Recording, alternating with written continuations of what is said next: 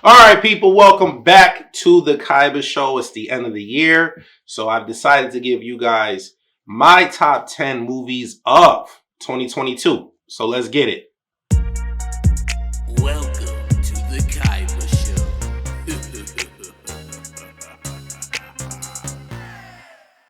All right, people. So I'm doing my top 10 of the movies I saw, for 2022. And basically, the way I came up with my list is it ranges from a whole assortment of things, wow factor, cinematography, score, entertainment value, like all that good stuff. And that's how I came up with the list. So even if one movie might have a certain number and it might not make a lot of sense, the reason why I came up with the list I came up with is, like I said, the wow factor. Did I go into this movie with low expectations and came out just at all on how good the movie was? And that's how I came up with my list, based off of that, the entertainment value, and like I said, also cinematography, the score, the music and stuff like that. So, without wasting any more time, let's get into my top 10 of 2022. So, coming in at the number 10 spot is going to be Jordan Peele's Nope. I know for a lot of people, this was a mixed bag. Some people loved it, some people hated it. I was in the middle. I was just disappointed with it. I was kind of, hyped for this movie, a little enthusiastic about this movie. And at the end of the day, I was disappointed. I just felt like the direction of the movie towards the end is a direction I wouldn't have taken. And that's why Nope is coming in at the number 10 spot. I'm pretty sure some people will probably have Nope higher in their list, but for me, Nope is coming in at the number 10 spot. And coming in at the number 9 spot is going to be Black Adam. I was actually surprised on how entertaining Black Adam was. I went into Black Adam with very, very low expectations. And I came out the movies like, yo, that movie was okay. It was pretty straight. Um, didn't have the best storyline, didn't have the best villain, but entertainment value, it was there. So I felt like Rock gave us a solid, entertaining movie for the most part. And I was pretty satisfied with what DC gave us. So coming in at the number 8 spot, I'm gonna give it up to Brad Pitt and Aaron and everybody, the whole cast of the Bullet Train. Because once again, I was shocked on how entertaining the movie was. I was intrigued from start to finish with Bullet Train. Surprisingly, like I thought the storyline was pretty good, even though most of the movie takes place on a train ride, with these assassin mercenary type people. But for the most part, I was entertained, man. I thought Bullet Train was a solid movie, man. And I was shocked. I was shocked on how much I actually liked the movie. So Bullet Train is going to come in at the number 8 spot. And then for my next movie coming in at number 7, I'm gonna give it up to Doctor Strange and the Multiverse of Madness. The movie started off, kind of slow for me, but this is not a spoiler because you should have seen the movie by now. But once Wanda, Scarlet Witch, is revealed as the villain of the movie, and she takes out there's like this whole horror scene where she takes out the Illuminati. I was sold from that second half of the movie going to the third act.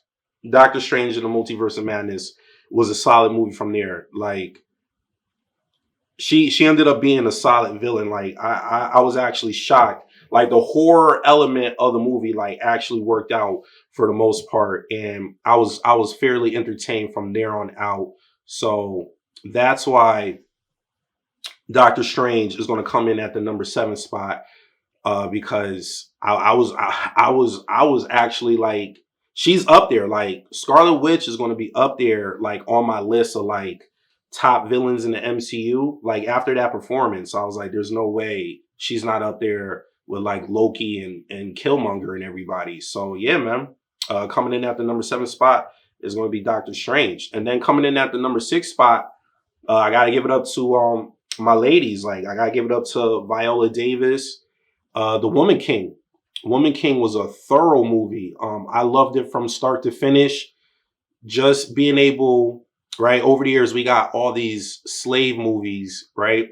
And it's always been depicted on our side, the America side. So just to see actually how the slave trade could have took, place in Africa, and to see that perspective, plus to see like how the other tribes were like warring amongst each other. And, one tribe is in cahoots with the European slave traders. And like I said, just to see that side of it, that perspective, I was intrigued, man. Woman King was a solid movie.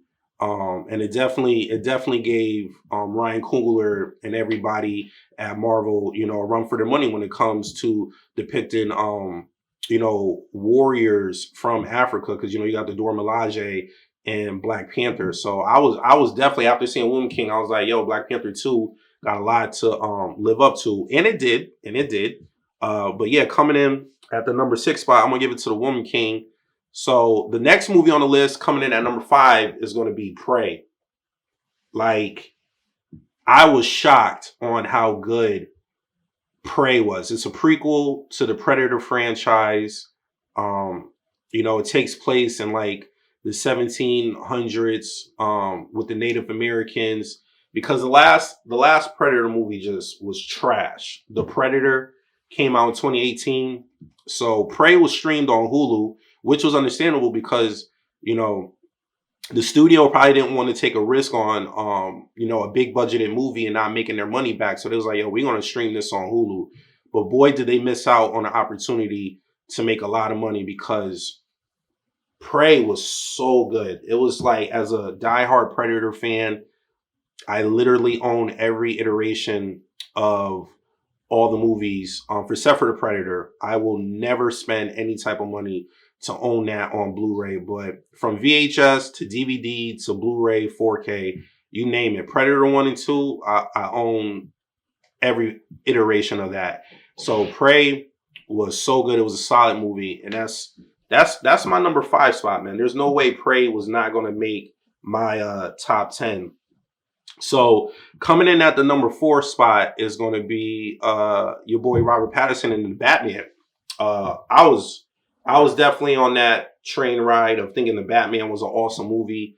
I love the Batman so much because this is like the first Batman movie where we really truly get to see his detective work, and I loved it about the movie. I know some people don't like the little emo, dark, iteration of Bruce Wayne that they gave us in the Batman, which is understandable. I get that. Definitely after watching the movie several times after it was released in the theater. So I understand why, a lot of people was upset and disappointed in that portrayal of Bruce Wayne. But when it came to him being the Batman and doing all that detective work that we're used to seeing in the comic books, but not used to really seeing on the big screen. I know Nolan kind of touched on it, but this movie really dived into him being the best detective in the world. And I love that aspect of it. Yeah, some of the action scenes, like some of the fight choreography, could have been a lot better. In my opinion, Batflick has the best depiction of a Batman fight scene in film to date. That factory warehouse scene in Batman versus Superman till this day has the crown as the best Batman fight choreography scene to date. I still reference that movie as like comic book accurate depiction of Batman fighting goons. I still reference that movie. So yeah, coming in at the number 4 spot is going to be the Batman. Now coming in at number 3 is going to be Wakanda Forever. That's right, Black Panther 2.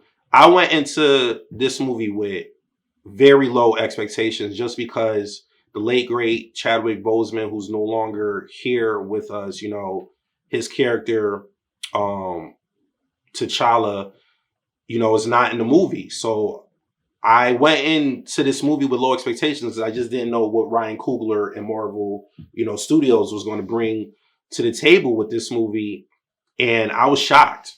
Once again, like in the beginning of the video, I said I based my list off of shock value also, just in case if like I gave a movie, a certain number, but on this top 10 list, it might be a little bit lower than what people expected. But like my wow factor with Black Panther was like out of this world because they sold us a solid movie. They brought a solid movie, even with T'Challa not being there. So I dug the storyline. I actually thought the action scenes in this one was better. The fight choreography in this movie was better. Okoye, she brought everything in the kitchen sink, at us. There was this awesome fight scene with Okoye on the bridge when they was, I believe it was in Boston. So yeah, Black Panther 2 has to be on my number 3 spot for my top 10 for the year 2022 because Ryan Coogler, he ended up delivering a solid sequel. And speaking of solid sequels and follow-ups, coming in at the number 2 spot, hands down, is going to be Top Gun Maverick.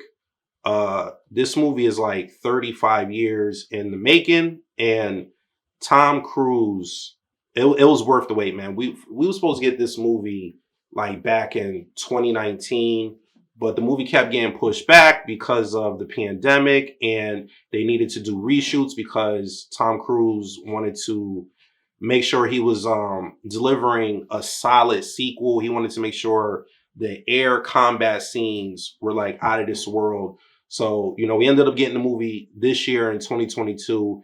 So at the end of the day, it was worth the wait. Top Gun Maverick delivered on all aspects of what I thought a true sequel should be like. So yeah, coming in at the number 2 spot is going to be hands down Top Gun Maverick. Because once again, the wow factor, I left that theater like just amazed. I saw it in IMAX. So just hearing those jets, the engines, all that stuff, the aerial combat scenes on the IMAX screen, it was worth the money. So yeah, number 2 is going to be Top Gun Maverick. And coming in at the number 1 spot for the year 2022 is going to be no other than James Cameron. Avatar, Way of the Water is my number 1 movie of the year, man. Visually, this movie, breathtaking, stunning. I went in there, once again, low expectations. The trailers did nothing for me.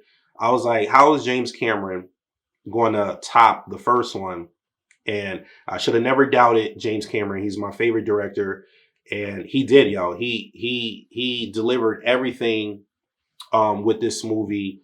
Like I said, the visuals were amazing. Cinematography. There was some good action scenes in the movie.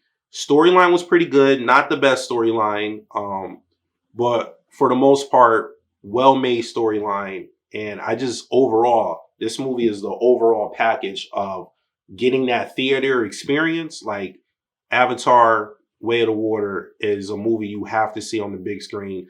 I saw it in IMAX 3D, so I highly recommend that people go see this movie in the IMAX theater. You have to experience, you get immersed in the Pandora world, and like the water scenes is breathtaking. You actually feel like you're in that environment. So yeah, coming in at the number 1 spot, my number 1 movie of 2022 is going to be Avatar 2. So that's my list, folks. That's my list for 2022, for the year 2022. Those are my top 10 movies. So you guys know the drill. If you like what you've seen, you want to see more, please hit that subscribe button. After doing that, hit the bell button so you get notified every time I upload a video. And please leave a comment at the bottom. Let me know what you thought. What's your favorite movies of 2022? You agree, disagree with my list? Like I said, these are the movies I saw. So there's other movies I didn't get a chance to see, whether they were streaming or I just didn't get a chance to go to the theater because, sometimes, life happens and you end up being busy. So this is my top 10 of the movies I saw on streaming platforms and in the theater. So yeah, let me know what you think on the bottom and hit that like button. And I see you guys next time. Peace.